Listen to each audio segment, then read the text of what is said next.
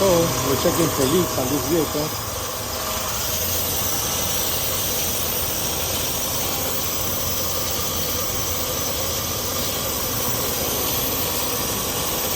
There it is.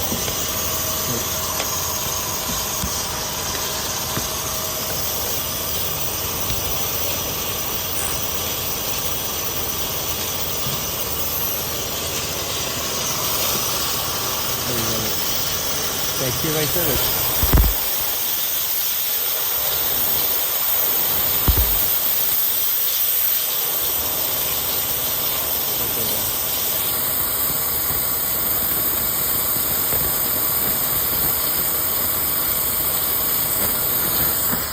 That's the leak.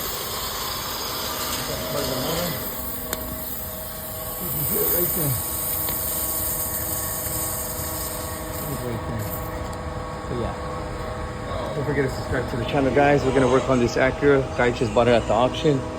He came in to recharge it, but first we do leak tests before we charge them, you know. Thanks for watching. Let's replace that AC line.